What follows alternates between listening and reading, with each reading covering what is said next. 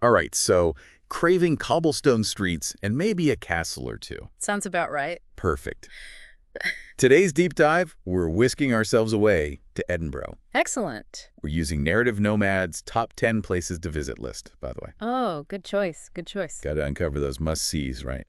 Plus, maybe some hidden gems along the way. Exactly. And Edinburgh's got plenty of both. Now, you always say Edinburgh has this unique blend, right? Like, it's not stuck in one time period. You hit the nail on the head is what makes it so fascinating.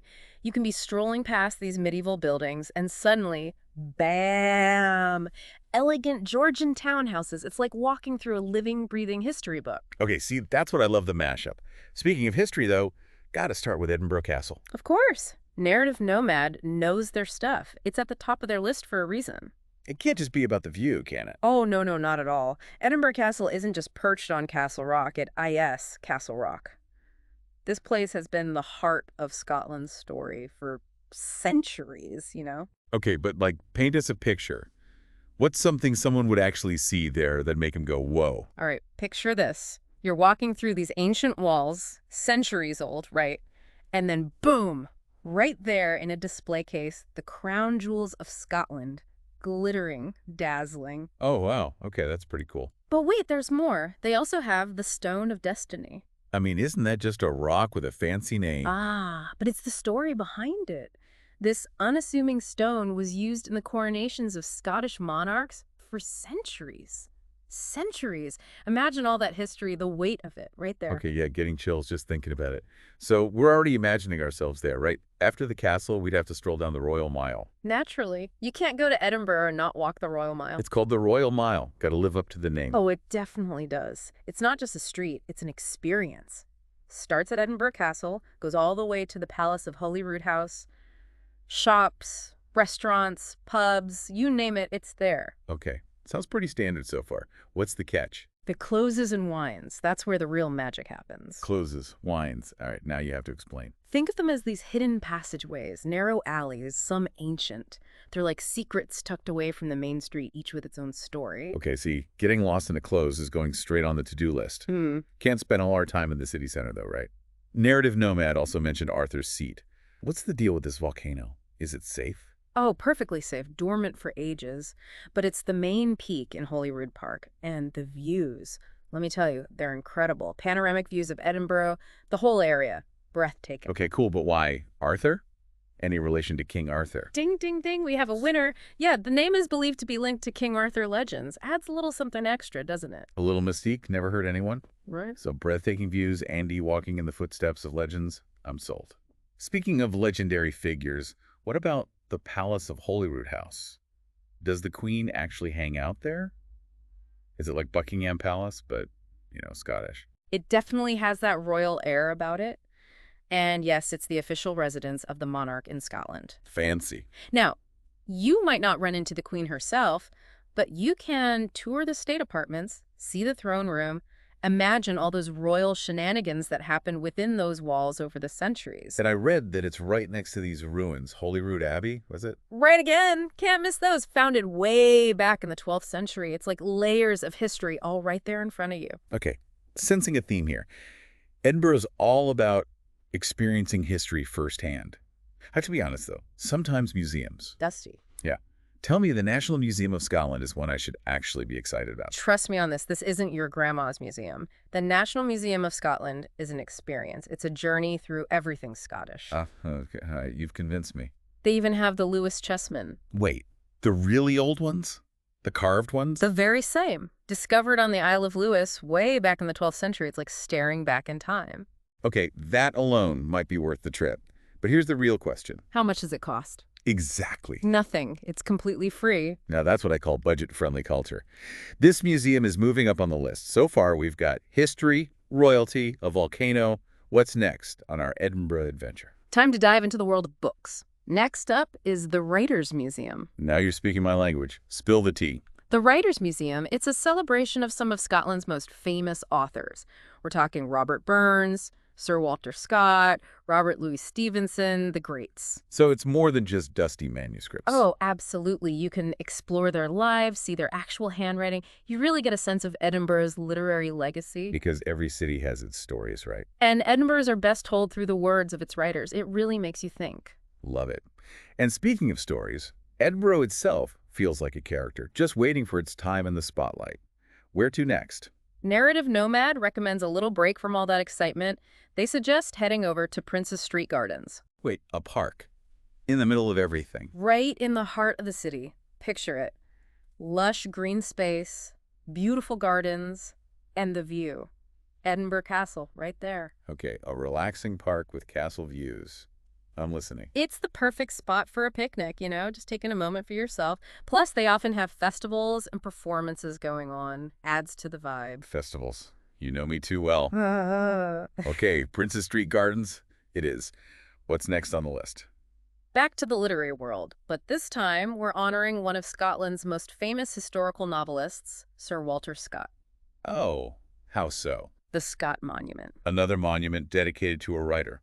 They're serious about their books in Edinburgh. They don't mess around. This isn't just any monument, though. It's a masterpiece, Victorian Gothic, towering over everything. And get this, you can climb to the top. Do I even need to ask about the view? Let's just say it's worth the climb. All right, I think I'm sensing a trend here. Edinburgh's all about those stunning views, and I am not complaining. Yeah. I'm going to be real. All this exploring is going to work up an appetite. I have a feeling Narrative Nomad had something in mind for that. Something about Scotland's national drink. Ah, you're talking about the Scotch whiskey experience. Hit me with it. You can't visit Scotland and not at least learn about whiskey, right? Of course not. It's research. But this isn't just a boring history lecture, is it? I'm hoping for the real deal. Don't worry, they wouldn't leave you hanging like that. Tasting sessions are part of the experience. Sample different whiskeys, learn about the process, the history. Sold. Sign me up. All right, last stop on our Narrative Nomad tour. We're back on the Royal Mile, but this time it's for some spiritual vibes at St. Giles Cathedral. What makes this one stand out? We've already had castles, palaces, a volcano. St. Giles Cathedral is easy to spot. Just look for the crown steeple. Dominates the skyline. Okay, that's one way to stand out. It's been a place of worship for centuries. And the stained glass, the woodwork, stunning, absolutely stunning. And since we're on the Royal Mile, it's got to have some stories, right? Ah. Give me this historical gossip. Oh, it's steeped in history. Stepping inside is like taking a journey through Scotland's religious and cultural past. You can practically feel it. I bet. Narrative Nomad really packed it all in, didn't they? They did a great job capturing the essence of Edinburgh, that's for sure. It really does seem like the perfect blend of old and new. It's a city that effortlessly blends its past, present, and future. You can feel it in the air as you walk those streets. I love that. And that's what we're all about, right? Not just checking boxes, but really experiencing a place. And Edinburgh, it seems like more than just a city, it's a feeling. Well said. It's an experience that stays with you. All right, before we move on to some of those hidden gems and local favorites that didn't make Narrative Nomad's list, what are your overall thoughts? These first 10 stops, they're a fantastic intro to what Edinburgh's all about. A great mix of the iconic and the unexpected. And that's what we love, right? The unexpected. Yeah. But that's a story for another time. For now, we're off on a quest to discover Edinburgh's hidden treasures. Stay tuned. Looking back at Narrative Nomad's list, I noticed something. Remember how we talked about Edinburgh Castle, all that history? Yeah, tons of it. Well, they hinted at a place that's got even more, but it's a different kind of history. A bit. Underground, you could say. Ooh, okay, cryptic. I'm intrigued. Lay it on me. The underground vaults of Edinburgh's Old Town. Wait, hold up. Are we talking about those spooky vaults I've heard about? The haunted ones? The very same. They're real, and they're right beneath those bustling streets we were picturing. No way. Okay, tell me everything. What are they exactly? So imagine this. Beneath the Royal Mile, all those shops and pubs, there's this network of chambers and passages. They're the vaults. Okay, that sounds a little creepy already. Wait, it gets better. They were built back in the 18th century. See? Storage spaces? That was the idea. But then they were abandoned, left to their own devices. And then things got weird, right? Well, imagine the conditions down there. Dark, damp, no sunlight. Perfect recipe for spooky stories. People talk about all sorts of strange things happening down there. Like what? Give me the good stuff. Unexplained noises, sudden cold spots. Some even say they've seen apparitions. Wait, you're killing me. I gotta know, can you just, like, wander around down there? Or are there tours? Because I don't think I'm brave enough to face those haunted vaults alone. Oh, tours. Definitely tours. You don't want to go down there alone. But yeah, they have these guided tours, and the guides, they really know their stuff. History, ghost stories, the whole 9 yards. Sign me up. That's going straight on the itinerary. So we've got haunted vaults, castles, museums. Narrative Nomad really covered the big hitters, but I'm always a sucker for those hidden gems, especially when it comes to books. Any cool literary spots they missed? They did focus on the classics, which makes sense. But it got me thinking about Edinburgh's other literary side. Did you know it's actually a UNESCO City of Literature? Get out. Really? No joke. It's a big deal. What does that even mean, though? A city of literature. It means Edinburgh lives and breathes literature. And I'm not just talking about the famous authors, but the whole scene. Independent bookstores tucked away on random streets, cozy cafes where writers hang out. Okay, that sounds right up my alley. So it's less about museums and more about just soaking up the atmosphere. Exactly. Imagine finding a first edition of a Scottish classic in one of those little shops. That's what it's all about. The thrill of discovery. Oh, the possibilities. Now, we've talked souvenirs, right? But I'm thinking beyond the usual tourist traps. Any suggestions for something unique, something that screams Edinburgh? Edinburgh is known for its craftsmanship, high quality stuff. I'd say look for locally made pottery, maybe something with a Celtic design, or how about a piece of Harris tweed? Classic Scottish textile. Okay, I'm loving these ideas. Unique, handmade, and with a story. Perfect. Now, I can't let you go without talking about food. Narrative Nomad mentioned local delicacies, but they were playing it coy. What are we eating in Edinburgh? Get ready for a culinary adventure. First up, haggis. Gotta try the national dish, right? Haggis. Okay, be honest. Is it as interesting as everyone says? It's definitely an experience. Traditionally, it's sheep's heart, liver, lungs, all minced up with oats, spices, and then cooked in the sheep's stomach. You said traditionally, so more modern versions exist.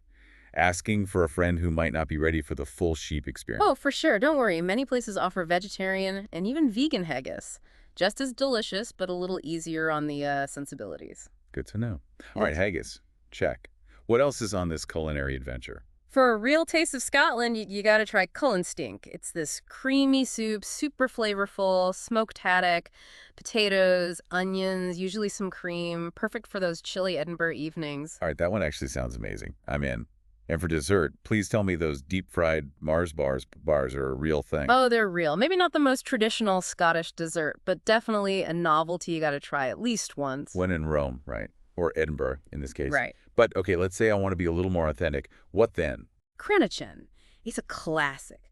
Think whipped cream, toasted oats, honey, raspberries, and of course, a wee dram of whiskey. Because Scotland. Okay, that's it. My flight's getting booked as we speak. This all sounds amazing, but let's get real for a second. We've talked about those closes, those hidden alleys. Is Edinburgh safe, especially at night? It's generally very safe, actually, but like any city, especially touristy ones, you got to be smart, be aware of your surroundings, stick to well-lit areas, especially at night. Common sense stuff. Exactly. Don't flash cash around. Keep your valuables safe. And if you're ever unsure, just ask a local. People in Edinburgh are generally very friendly and helpful. Good to know. Okay, so we're feeling good about safety, but what about transportation? Is Edinburgh a walkable city, or are we going to need to become best friends with the bus system? You're in luck. Edinburgh is made for walking, especially the Old Town and New Town areas. You can easily spend a whole day exploring on foot and not even realize how much ground you've covered. Music to my ears. I love exploring at my own pace, stumbling upon those hidden gems. But what about those days when our feet need a break? Or if we want to venture a little further out? Edinburgh has a great public transport system. Buses, trams, very efficient. Easy to navigate. Piece of cake. The buses are frequent. The tram connects to the airport. Super convenient. Good to know. All right, we've talked about the highs of Narrative Nomad's list. Any low points? Anything that surprised you? Honestly, I was just blown away by how much history is crammed into such a small space. It's incredible. And it's not just one period either. Medieval, Georgian, Victorian, it's all there. Like a living timeline. Exactly. And that's what makes Edinburgh so special. It's constantly evolving, but it never forgets its past. I love that. It's about more than just seeing the sights. It's about feeling that connection to the past. Absolutely. It's about experiencing the soul of a city. Now, before we wrap things up, I got to ask about something narrative nomad conveniently left out. Something very Scottish. Let me guess. Kilts. Bingo. Tell me everything. The kilt is practically synonymous with Scotland, right? You might not see everyone in Edinburgh wearing one every day, but it's a huge part of their heritage. So where are we most likely to spot a kilt in its natural habitat? Weddings, Highland games. Oh, and Sealids. Sealy, what now? Sealid. It's a traditional Scottish dance party, basically. Music, dancing, a good time. Okay, that sounds amazing. So if we're looking for kilts and maybe a chance to learn some traditional dances, Sealid it is. Last question. Be honest. Is Edinburgh as expensive as everyone says? Asking for a friend who may or may not be traveling on a budget. It's definitely comparable to other major European cities, but there are ways to do it on a budget if you're smart about it. Lots of accommodations include breakfast, for example. Okay, good start. What else? Picnics. You can't beat a picnic lunch in Princes Street Gardens with a view like that. Budget-friendly, A&D romantic. I like it. What about dinner? Edinburgh has a fantastic pub scene. Loads of them offer really good, affordable meals. Plus, it's a great way to mingle with the locals. Now you're talking. Authentic food and a chance to brush up on my Scottish slang. What about attractions? Those entry fees can add up quickly. Okay, lay those budget tips on me. What's the #1 rule for saving some cash in Edinburgh? Food. It's easy to overspend on food, especially eating out all the time. True. Got to fuel those explorations. Right. But so many places in Edinburgh offer a big Scottish breakfast included in the price, especially B&Bs. All right, so a hearty breakfast to start the day. I'm down with that. Exactly. Sets you up for success. And then, for lunch, picnic. Prince's Street Gardens, remember? Grab some goodies from a local shop, find a spot with a view, boom.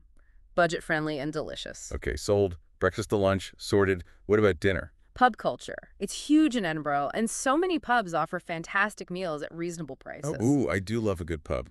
Good food, good company. Exactly. It's an experience, real Scottish vibes. Love it. Okay, so we've tackled the food situation. But what about attractions? Those entry fees can really add up. True, but Edinburgh's got your back. So many free attractions. We talked about the National Museum of Scotland, remember? World class, completely free. Oh, I remember. Free is my love language when it comes to travel. And don't forget just wandering around the Royal Mile, those closes we talked about, the architecture. It's a feast for the eyes and completely free. All right, so we've got options for every budget. This is making me excited for a trip. Any last words of wisdom for our listeners who might be feeling that travel bug? Remember, this narrative nomad list, it's a starting point, not the be-all and end-all. The real magic of Edinburgh is in those unplanned moments. Getting lost in the streets, striking up conversations with locals, stumbling upon a hidden gem of a bookshop. Yes, the spontaneity. That's what it's all about. Exactly. Go with an open mind, be adventurous, and Edinburgh will reward you. Beautifully said.